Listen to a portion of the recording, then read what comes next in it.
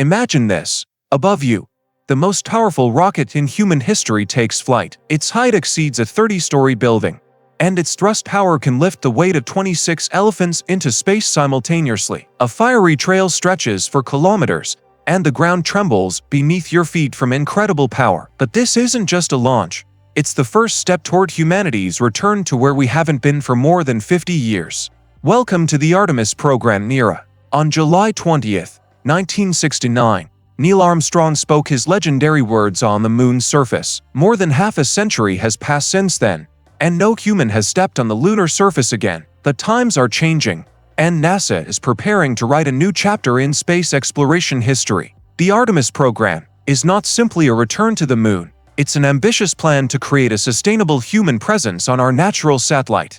Named after the ancient Greek goddess of the sun and moon, Artemis, who was also Apollo's twin sister, this program symbolizes the continuity of generations of space explorers. The heart of the Artemis program is the Space Launch System rocket, abbreviated as SLS. This technical marvel represents a true wonder of engineering thought. Its height is 98 meters, making it one of the tallest rockets ever built. But size isn't everything. SLS can deliver cargo weighing up to 27 tons to lunar orbit. For comparison, that's the weight of 6 adult elephants. Such payload capacity opens incredible possibilities for transporting equipment, scientific instruments, and everything necessary for creating a lunar base. For main our S-25 engines work in tandem with 2 solid rocket boosters, creating launch thrust of 8.8 million pounds. This is approximately 15% more than the legendary Saturn V rocket that delivered Apollo astronauts to the moon.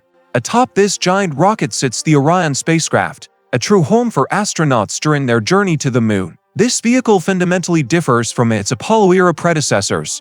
Orion is designed for a crew of 4 people and can autonomously function in space for up to 21 days. The spacecraft is equipped with the most modern life support, radiation protection, and navigation systems. Its heat shield can withstand temperatures up to 2,700 degrees Celsius when returning to Earth's atmosphere at escape velocity. Special attention is given to crew safety. The launch abort system can, in case of danger, pull the capsule with astronauts to a safe distance from the launch vehicle within seconds. One of the most innovative elements of the Artemis program is the Lunar Orbital Station Gateway. Imagine a space station that orbits not around Earth, but around the moon. This will be the first inhabited station in deep space in human history. Gateway will serve as an intermediate point between Earth and the moon's surface. Astronauts will be able to use the station as a base for landing preparations, conducting scientific experiments, and long-term study of space. The station will be located in a highly elliptical orbit called near rectilinear halo orbit. This orbit provides stability in the gravitational field of the Earth-Moon system and allows maintaining constant communication with Earth. For landing on the moon's surface, NASA chose an unexpected partner, SpaceX, with their revolutionary Starship human landing system. This giant vehicle, 50 meters tall, fundamentally differs from traditional lunar modules. Starship HLS can deliver cargo weighing more than 100 tons to the moon's surface. This is dozens of times more than the Apollo program's lunar module. Such payload capacity will allow astronauts to deliver large scientific equipment, construction materials, and everything necessary for creating a permanent base to the moon. A unique feature of Starship is its ability for in-space refueling.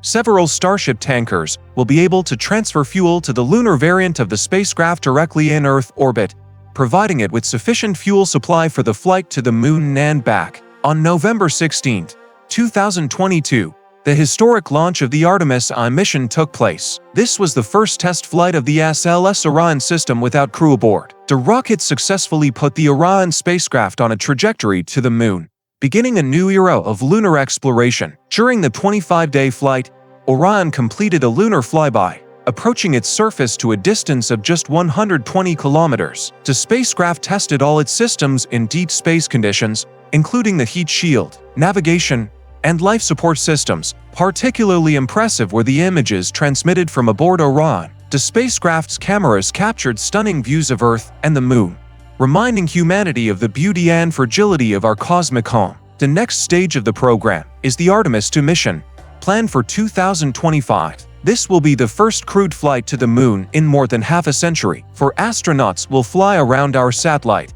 but will not yet land on its surface. The Artemis crew will spend about 10 days in space, several of which will be devoted to flight in the moon's vicinity. The astronauts will test all Orion spacecraft systems with humans present and prepare the groundwork for subsequent landing. Of special significance is the fact that among the Artemis crew members will be the first woman to fly to the moon. This will be a historic moment, emphasizing NASA's commitment to diversity and inclusivity in space exploration. The culmination of the program's first phase will be the Artemis 3 mission, planned for 2026. It is then that humanity will return to the moon's surface for the first time in more than 50 years.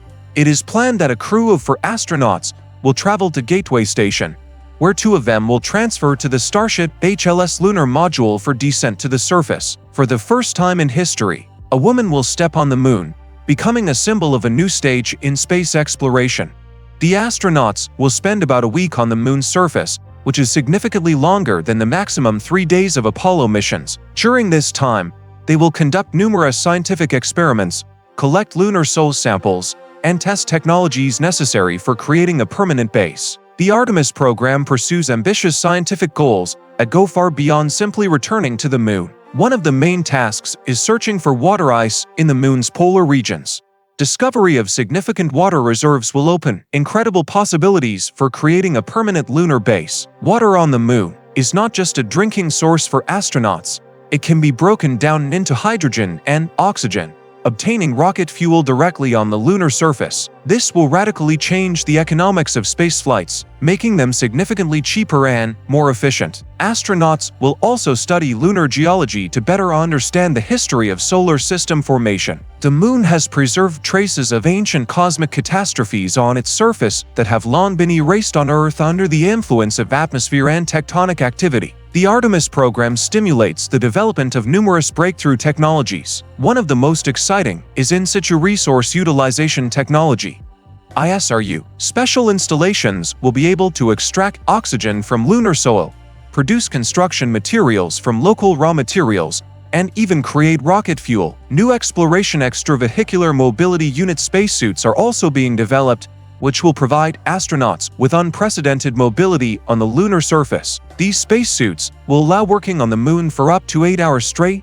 and provide protection from lunar dust, which created serious problems for Apollo missions. The Artemis program unites the efforts of many countries within the framework of the Artemis Accords. More than 20 countries have joined the program, including Japan, Canada, Australia, the United Kingdom, and many others. Each country contributes its unique contribution to the common cause of lunar exploration. The European Space Agency is developing a service module for the Orion spacecraft. Japan plans to provide a lunar rover, and Canada is creating a robotic arm for Gateway Station. Such international cooperation makes the Artemis program a truly global project of humanity. The Artemis program creates a new space economy worth tens of billions of dollars. It stimulates the development of the private space industry, creates high-tech jobs, and promotes the development of advanced technologies. Many technologies developed for lunar missions will find application on Earth. Life support systems, new generation materials, energy technologies, all of this will benefit humanity far beyond the space program. The moon is viewed as a training ground for future Mars missions. The experience of creating and maintaining a permanent base on the moon will help humanity prepare for an even more ambitious journey to the Red Planet. ISRU technologies, closed-loop life support systems, radiation protection methods, all these developments of the Artemis program will become the foundation for future Martian expeditions. Despite impressive achievements, the Artemis program faces serious challenges.